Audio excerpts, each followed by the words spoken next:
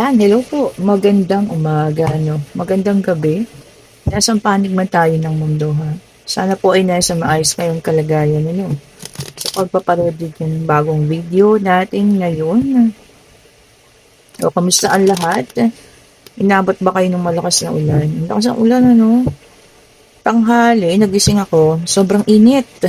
Grabe po sa init. Sabi ko, ano kayo nangyayari? Bakit sobrang init? Then, maya-maya po, mga bandang 2:00 na yata yun, or mag-aalas 2. Ayun na, ang lalakas ng ulan. Hanggang ngayon ng gabi. O, yan po. Meron pa rin pagpatak ng ulan. Ay, nako. Iba-iba ang panahon na po, ano? Iba-iba na yung ating panahon. Ayan, so meron tayo ditong 8 of Wands. Ingat po pala kayo ha, at laging magdala ng payong kasi alam niyo yan, hindi natin alam kung kailan ano siya, bubugso, ano. Yan. Then, meron tayong Queen of Pentacles. Okay po. Diba? Ang ganda. Talagang unti-unti sila naglalaglagan. Page of Wands. Okay. Tignan pa nga natin. Kanino kaya itong ating reading na makukuha sa ngayon, ha? Pwedeng sa'yo, pwedeng sa kanya, pwedeng kung kanino naman po, ha? Comment down below kung kanino makaka-resonate. Ayan, sino pala ang makaka-resonate. Okay, meron tayong The Chariot. Okay. Tignan pa nga natin. Puro natin ng kaunti para sila ay magkasya. O, ayan. Ito pa. And meron tayo ritong 7 of Cups. Okay. Tingnan pa nga natin. Mabalik-baliktad pa. Meron tayong 7 of Swords. And meron tayo dito. 5 of Wands. Kaguluhan.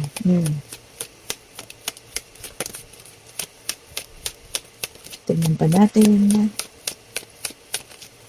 Isa na lang po para kumpleto. Ayun. Eksakto. Ayan. So, kompleto na po. Kinumpleto ng ating Knight of Cups. So, ayan na ha. Kompleto ng ating card. So, White Tarot card. Okay po. So, dito may nakikita tayo isang taong stress. Ito. Ayan. Nakikita naman ng kanyang mukha. Diba? I'm not sure kung ikaw to or maaring ito ay si Bakekang. Ayan ha. Kasi, bantay sarado niya ang person mo. Ayan ha. Bakit? Tanong niyo, bakit niya binabantayan? Kasi pa nagkakaroon sila ng kaguluhan sa ngayon. Ayan. Alam niyo yun, takot na takot itong si Bakekang na mangyari sa kanya yung ginawa niya sa inyo. Sino yung mga naagawan dyan? Ayan kasi ang person mo, mayroong movement na ginagawa, may paggalaw. Naku, baka maaaring nagkagusto na naman sa iba. Ayan ha. May pinupuntahan, The Chariot, maaaring merong nasa LDR sila na may ka-LDR siya or may ka-chat or kung ano man, At ito na nga, takot na takot si Bakekang na mangyari sa kanya yung nangyari sa'yo, na niloko ka at na-cheat. Ayan. Ano pa nga ba nga asahan mo? Ang relasyon po na kinuha nyo lang sa hindi maganda, maaaring mangyari din sa iyo yan. Tingnan mo, ang Knight of Cups, papatalikod na sa kanya. Isa lang ibig po sabihin nito, siya po ay maaaring merong nakikita na namang panibago. Ayun na. So, yun na nga, maaari din kasi ang karma ay kung anong ginawa mo, ay siya rin babalik sa'yo. So, ayun na. Bumalik na sa kanya. Diba?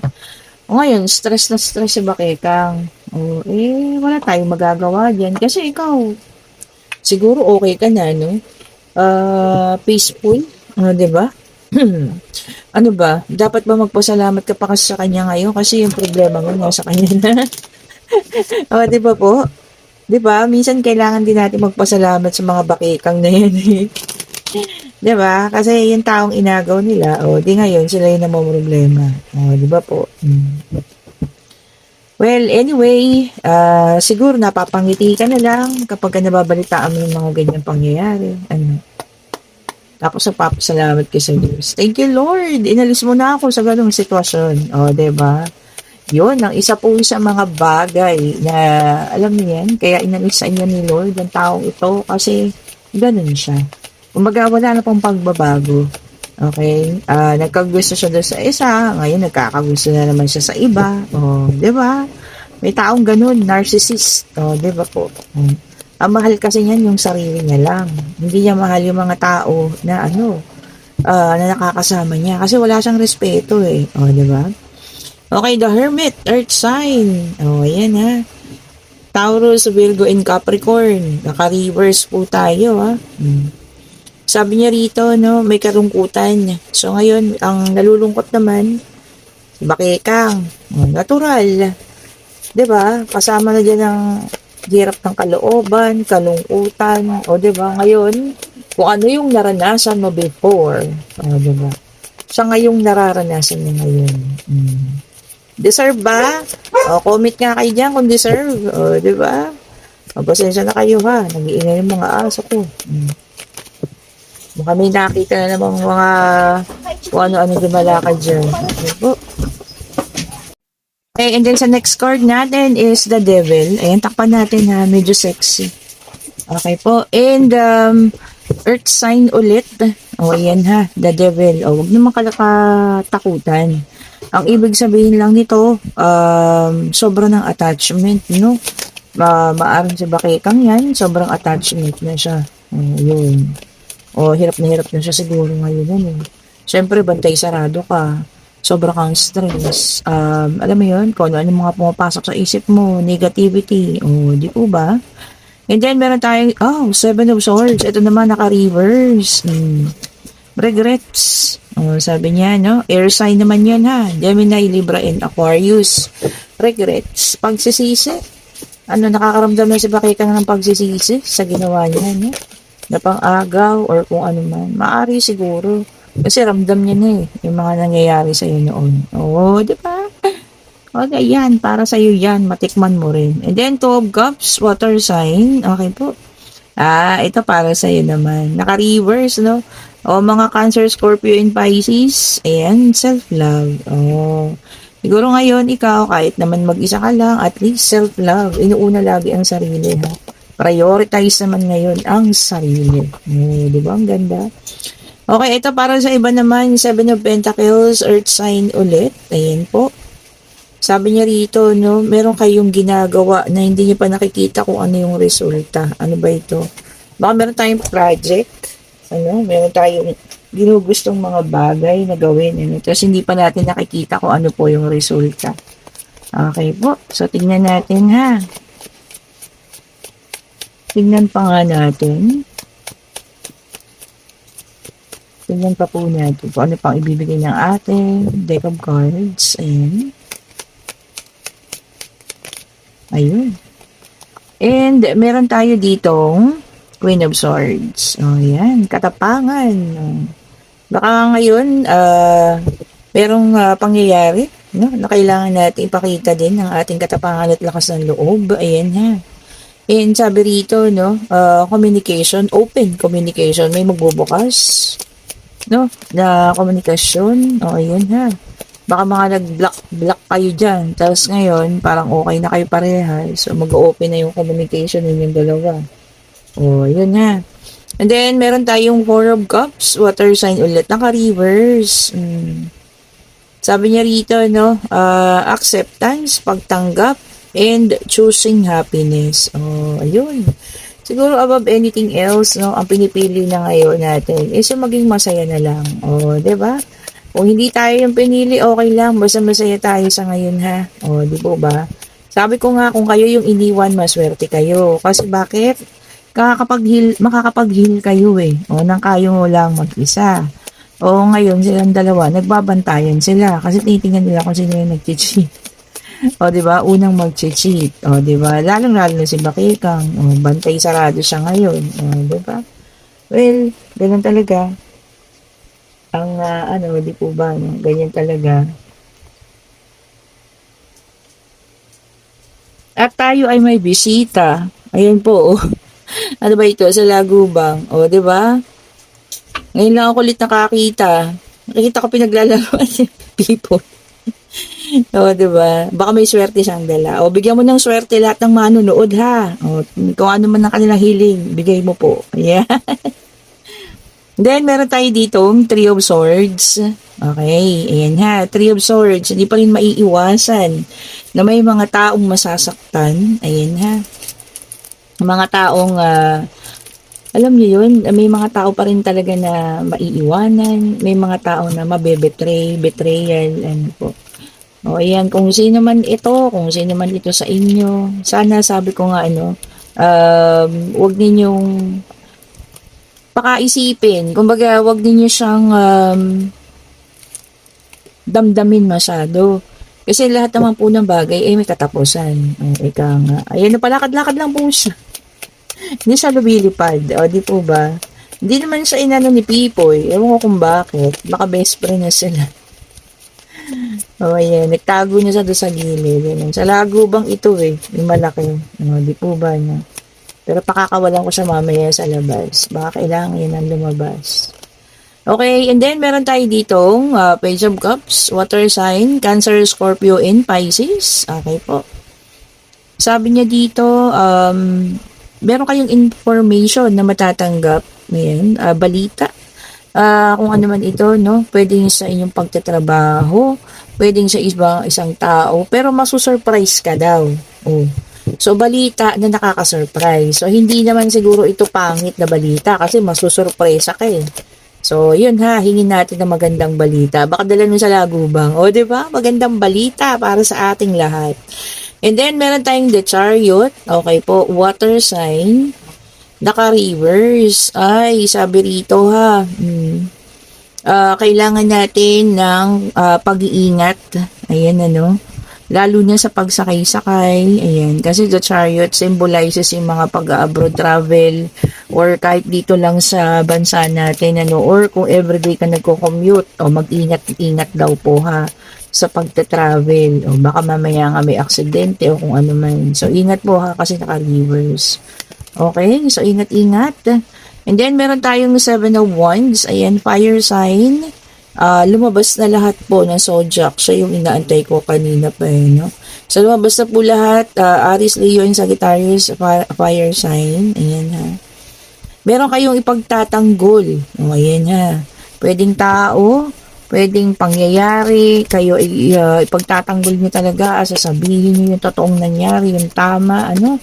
So, ayan po, kung ano man itong ipagtatanggol nyo na ito, go lang, basta nakatama at ayos po ha.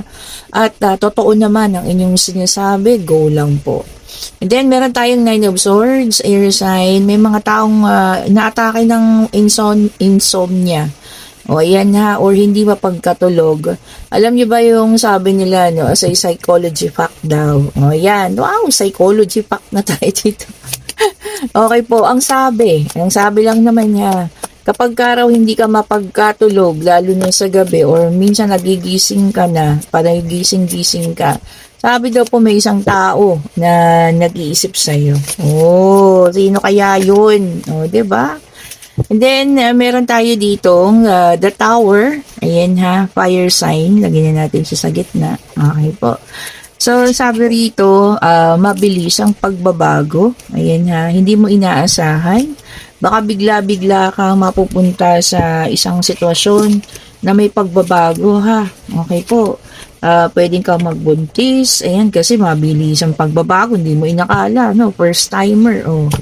Ayan po ha. Or, meron kang promotion. Oh, ayan po ha. Or kung meron ano man gagawin ka na magandang bagay, nabibigyan ka ng pagpapahalaga sa'yo. Ayan po ha, mabilis ang pagbabago. O kung ano man yan.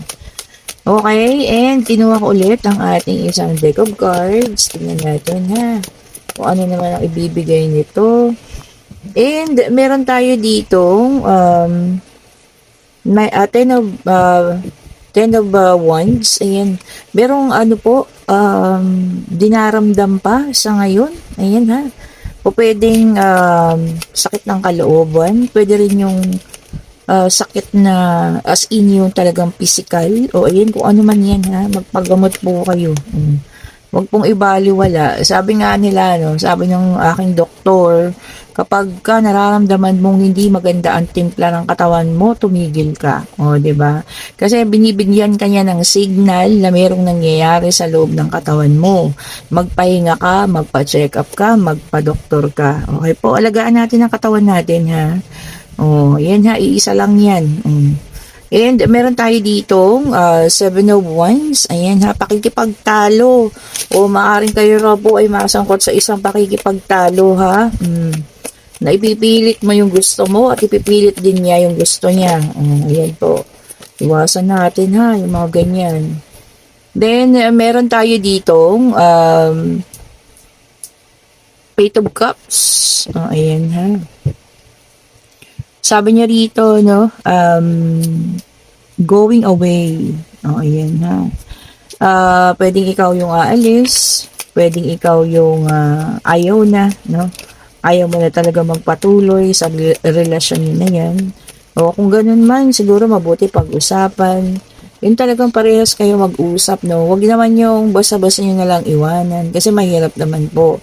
Especially, no, yung hindi mo alam yung nangyari, bigla ka na lang naiwan. O, di po ba? And then, meron tayo ditong 8 of Wands, travel o movement, pag-alis po ha. Baka meron na kayong tawag dito, kontrata. Ayan, mga nag-a-apply sa abroad. Maraming nanonood sa atin, nag-a-apply abroad, ano. Baka meron na po. Ayan na ha, i-check ninyo mga email ninyo or baka tinext na kayo, no? Na kayo po ay makakaalis na. O, ayan, check nyo po ha. Okay, and then meron tayong Knight of Swords. Ayan, malaking oportunidad. Paparating daw po ay nakusaluhin natin to. Pwedeng ito po ay isang bagay na makakapag-ayos, no? Sa kung ano man yung pinagdadaanan natin ngayon, kung mahirap, ayan, baka ito na. Kasi sabi niya nga, malaking oportunidad. And then, meron tayo ditong number 13, o dala ng ating the death card. Ulitin ko, huwag katakutan. O, ayan po ha. Sabi niya rito, transformation. Sabi niya, no, pwede rin new beginning, pwede rin pagbabago. O, ang ganda. Sabi ko sa inyo, huwag katakutan eh. So, yung iba talagang wala na. Ando doon na sa stage na inaayos na, no, talaga nasa pagbabago na, well, ganun talaga, no. Alam mo yun, maiwan tayo dun sa nakaraan. Samantalang yung mga taong nanloko sa'yo, eh, ano na, 'di ba? Moving forward na. O, di po ba? Kailangan mo na rin, ha? Kailangan mo na ng pagbabago at kailangan na rin natin ng let go, o, 'di ba? Or letting go. And then, meron tayo dito, Four of Pentacles, pagbabudget. Sabi rito, no, baka yung iba sa inyo nahihirapan sa pagbabudget sa ngayon. Ayan, ha. Siguro kailangan talaga natin ng matinding pagbabudget sa ngayon, ano, kasi medyo mahirap nga. Sabi ko nga sa inyo, kahit ano yata ngayon na negosyo, medyo mahirap. Napansin nyo, kapag tag-ulan at saka ganitong buwan, may panahon ng sale, o, diba? Kasi po, talagang as in mahirap. O, so, budget tayo dyan, ha. Mag-budget po tayo. And, tignan pa natin kung ano ang kukompleto sa ating deck of cards. Tapos po, mag-isip na kayo ng katanungan ninyo, ha? Ayan. So, Queen of Pentacles din ang ating, ano, no, share nyo nandoon. Okay, sabi rito, no, prosperity and success ang para sa mga tao na patuloy na, alam mo yun, lumalaban sa hamon ng buhay. Ayan. Mahirap man, ano, pero kailangan talaga natin pagdaanan yun para alam nyo yan, pagdating dun sa gitna hanggang padulo na, eh makikita mo na kayang-kaya mo naman pala. O, di ba po? Sabi niya nga, no, kailangan natin ng, ano, lakas ng loob, lakas ng katawan, kaya alagaan yung katawan ninyo. Kailangan din natin ng tapang po, ha, kung ano man itong ating pinagdadaanan sa ngayon. Okay, and pwede na kayong magtanong, pwede tayo sa pag-ibig, pwede sa pangyayari, pwede pong sa financial, pwede rin po na kung ano pa ang nasa sa isip ninyo, ha. Basta answerable by yes or no po. Okay, eto na siya. Nagpipilit, pagbigyan natin. Ayan, ang sagot po ay yes. Ayan, ha. And pwedeng itong pag-uusap, ano? Ito po, pag-uusap, pwedeng interview yan. pwedeng pag-apply yan. Tingin ko rito para to sa pagtatrabaho, no? Kung tinanong mo kung ayos yung applyan mo bukas, yes po. Ayan ha. Baka maaring doon ka na matanggap. O kung yun ang tinanong ninyo, pero yes ang sagot po. Okay po, kung nagugustuhan yung ating reading, pa-like, pa-share, pa-subscribe, and hit the notification bell para lagi kayong updated sa mga bagong video na nire-release natin. And kung ginais nyo ng ating mga bracelet, ayan, ang kaganda ha. Tingnan nyo naman, walang pagbabago. Hindi po ba? Ayan, i-click nyo lang yung link. Ako lang po yung naglalagay dyan. At syempre, ang ating napakagandang tawag dito, perfume. Ayan, may stick scents po ha. Ayan. Kung gusto nyo kayo mapansin ng inyong mga crush o baka meron kayong crush sa trabaho, spray nyo lang yan pag nandoon yung ninyo, tina-target ninyo. Okay po, ayan. Thank you so much for watching. Today is Thursday po. Have a great day po sa lahat. Ingat sa pauwi. Ingat din sa mga papasok pa lamang, no? And stay safe po, ha? Bye-bye po.